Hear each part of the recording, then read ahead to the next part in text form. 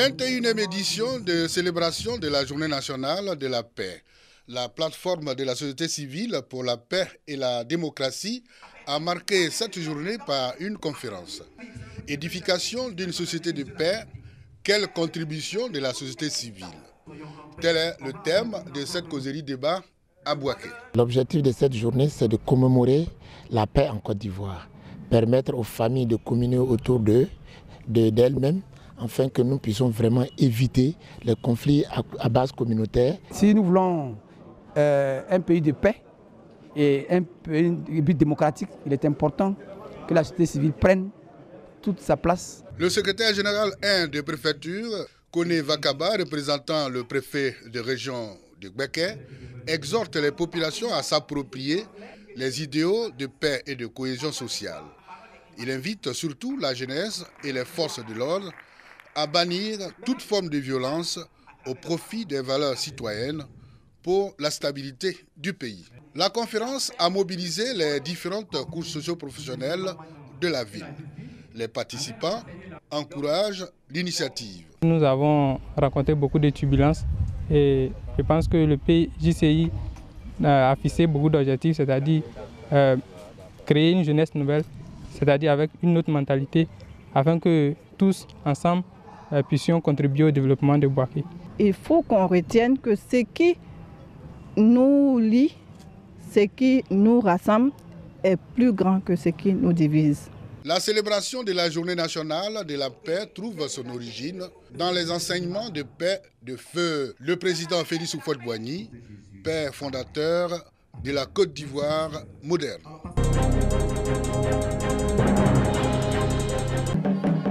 Commémoration de la Journée nationale de la paix à Sikensi, dans le village d'Elibou. Elle a été marquée par un défilé des différentes couches sociales de la population, signe de leur adhésion au processus du vivre ensemble prôné par le président Alassane Ouattara. Le préfet du département de Sikensi a saisi l'opportunité pour rappeler quelques conditions fondamentales de la paix. De cette paix que nous venons donc de sceller les bases, ici même, que cette paix soit désormais notre quotidien et que cette paix puisse réjaillir dans notre comportement, dans notre façon d'être. Nous sommes à une journée de paix et nous voudrons que la paix revienne dans votre village. C'est ça mon objectif. Occasion choisie pour deux ex-chefs protagonistes, Nana Jean-Marie Aponza et Corneille Abrobaka, d'enterrer la hache de guerre. Et moi, Nana Kwassade, chef du village, je prends l'engagement solennel pour que le matin, à midi, le soir, ma nourriture soit la paix. Quand l'aîné, le chef Nana Kwassade, le chef vétérinaire, a tout traduit. Il a tout traduit. Ce que je peux dire. Par toutes ces actions, le constat est clair. Les populations ont soif de paix. Ils sont venus de Toumoukro, Niélé, Diawala, Kawara, Pogo et Wangolodougou pour bénéficier d'une prise en charge gratuite pour se voir débarrasser de leur hernie. Une maladie de plus en plus présente dans le département de Wangolodougou.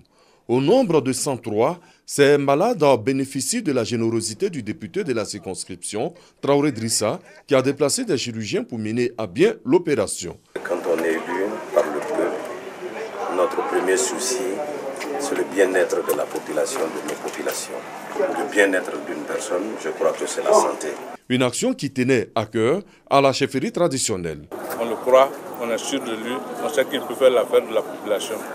Puisque être député, c'est d'aider le président dans ses tâches. Et c'est ce qu'il fait. Des malades soulagés. J'ai soulevé les bagages, des poids qui étaient plus lourds par rapport à moi. Alors un jour, j'ai soulevé quelque chose, j'attendais un petit cri là. Et c'était pas, ça ne me faisait pas du mal, rien. Et de temps en temps, jusqu'à ma retraite, je vois, on dirait les trous, ça grandit. Quand je me lève, ça descend. Si je me couche, ça rentre. J'ai remercié quand même les députés et les chefs de terre. Toujours dans le cadre de la santé, le député de Ouangolodougou, Traoré Drissa, a offert un bâtiment à l'hôpital général. Un bâtiment qui pourra éventuellement abriter un service qui fait défaut dans le département.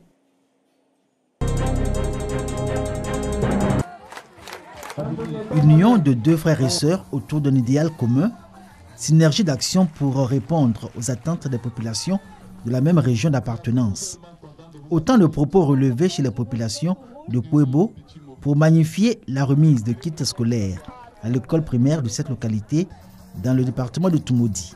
Plus en détail, ce sont 328 kits scolaires, 292 manuels didactiques pour les classes de CP1 et CP2 et 5 cartons de craie que l'ONG, la Fondation d'Augustin, a offert en guise de don à cette école. Cette action est louable. Cela nous permettra, nous enseignants, de pouvoir bien enseigner et atteindre les objectifs que demande le ministère de l'Éducation nationale. La remise de dons de kits scolaires, un grand soulagement pour les enfants de Kouébo dont les parents n'ont pas toujours les moyens d'assurer les fournitures de leur progéniture. Et en cela, ils sont reconnaissants au ministre Thierry Tano des énergies renouvelables et du pétrole et Raymond Dogoudou Kofi de la santé et de l'hygiène publique à qui, quelques mois plus tôt, les populations de Kouébo avaient émis le vœu pour l'école du village d'être fournie en manuel didactique. C'est extrêmement important parce que cela va aider nos enfants à bien suivre les cours pour cette année 2017-2018. Les enfants bénéficiaires de kits et l'ensemble de la population scolaire de Kouébo ont été exhortés au travail par les deux ministres de la République. Par ailleurs, fils de la région de Toumoudi.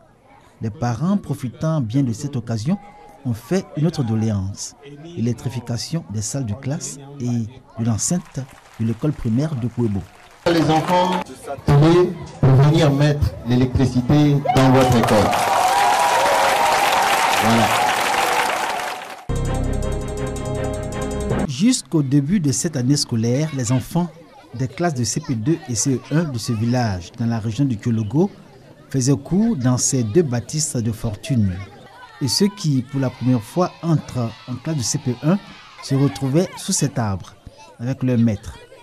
Bienvenue à Kafalovogo, localité située dans la sous-préfecture de Ferkessé-Dougou. C'est aujourd'hui un environnement scolaire bien différent, grâce à ce bâtiment de 3 classes nouvellement construit et financé par la mairie de Ferkessé-Dougou. Le maire Ouattara Lembridia tient ainsi une promesse faite aux populations de Kafalovogo. C'était en 2013. L'action de la mairie de Ferkessé-Dougou s'est même étendue au quartier Bromakoté et Saint-Paul, lesquels ont chacun bénéficié d'un ouvrage identique, un bâtiment de 3 classes. Le préscolaire et le primaire faisant partie de mes prérogatives, le conseil municipal a donc décidé chaque année de construire des écoles. Notre objectif, c'est de faire en sorte qu'on trouve peut-être tout au plus dans une classe 50 élèves. Les salles de classe affectées à Kafalovogo, Bromakoté et Saint-Paul à Ferkessé-Dougou portent à 12 le nombre de salles de classe complémentaires nouvellement construites. Elles viennent augmenter la capacité d'accueil des écoles bénéficiaires. Le coût global de ces réalisations de la mairie de Ferkessé-Dougou s'élève à 150 millions de francs CFA. Les relations entre les militaires et la population civile se sont dégradées au cours du premier semestre de l'année 2017 avec les nombreuses mutineries. De nombreux Ivoiriens n'ont plus confiance en leur armée.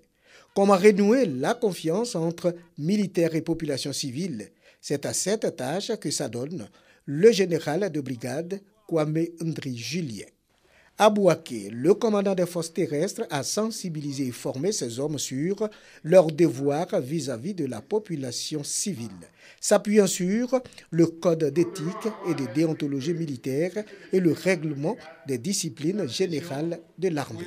Kwame Ndri Julien a invité les forces terrestres au respect de la population civile. Nous pensons que ce que nous venons de faire peut concourir à raffermir les liens armée-nation et dans l'avenir ressouder ce lien-là qui nous était si cher. Invités, les autorités coutumières, les membres de la société civile, la jeunesse et les femmes ont salué la démarche du général Kwame Ndri Julien. Aujourd'hui, j'ai appris beaucoup de choses. Même quand le général parle, le militaire ne doit pas applaudir. Si nous avons toujours des échanges, je crois que nous aurons quand même non seulement donné des conseils parce que c'est nos enfants et puis se comprendre. Je crois que dorénavant, ce brassage-là, c'est ça qui va faire que la Côte d'Ivoire va ruiner de nouveau. Cette conférence a été l'occasion pour l'envoyé de l'état-major général des armées d'inviter les hommes en armes à la cohésion.